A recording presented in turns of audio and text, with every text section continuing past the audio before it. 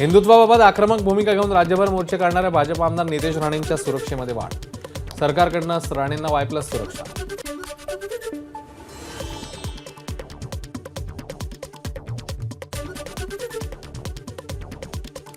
नवी मुंबईच्या सिडको नैना परिक्षेत्रातील समस्यांबाबत कोकण भवन विभागीय आयुक्त कार्यालयात सर्वपक्षीय बैठक. परिक्षेत्रातील गावांना UDCPR लागू करण्याबाबत शासन सकारात्मक विचार करेल, मंत्री उदय सामंत यांची माहिती. रायगड लोकसभेसाठी सुनील तटकरेच योग्य, शिंदे गटाचे आमदार महेंद्र दळवींचा दावा. भाजपचे धैर्यशील पाटील रायगड लोकसभेसाठी इच्छुक, त्यांच्या वक्तव्यामुळे महायुतीत दरी निर्माण होण्याची शक्यता, दळवींचं वक्तव्य. शरद पवार उल्हासनगरच्या दौऱ्यावर, पवारांनी घेतली पप्पू कलानींची भेट. पप्पू कलानी हे शरद पवारांचे कट्टर समर्थक मानले जातात.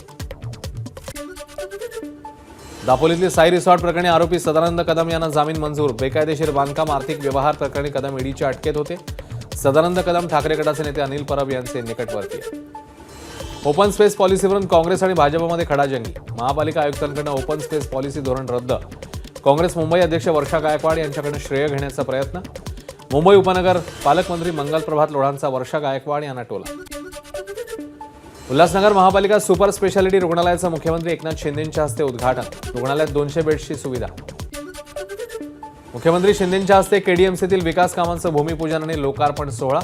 कार्यक्रम पत्रिकेत आमदार गणपत गायकवाडांचं प्रमुख पाहुण्यांमध्ये नाव. सोशल मीडियावर चर्चांना उधाण. राज्य सरकारने दुधाला जाहीर केलेलं 5 रुपये अनुदान अजूनही शेतकऱ्यांना दिलं नाही. शेतकरी संघटनेचे पश्चिम महाराष्ट्र अध्यक्ष पांडुरंग रायते यांचा आरोप. गेल्या अनेक वर्षांपासून बंद असलेलं हिंगोलीच्या लिंबाळा इथलं कापूस खरेदी केंद्र पुन्हा सुरू. खासदार हेमंत पाटील यांच्या हस्ते खरेदी केंद्राचं उद्घाटन. पत्रकार निखिल बागळे यांच्यावरील हल्ल्याचा पुरंदर तालुका मराठी पत्रकार संघाच्या वतीने निषेध. सासवडमधील शिवतीर्थ ते पोलीस स्टेशनपर्यंत काढला मोर्चा. यावेळी पत्रकारांची हल्लेखोरांविरोधात घोषणाबाजी. गडचिरोलीत जिल्हाधिकाऱ्यांच्या बंगल्यात SRPF जवानाची गोळी झाडून आत्महत्या. हा जवान सुरक्षा रक्षक म्हणून काम करत असल्याची माहिती. पंतप्रधान मोदींचा 19 फेब्रुवारीचा महाराष्ट्र दौरा तात्पुरता स्थगित. काही कारणास्तव दौरा पुढे ढकलला. मोदी सातारा, मुंबई, पुणे दौऱ्यावर येणार होते.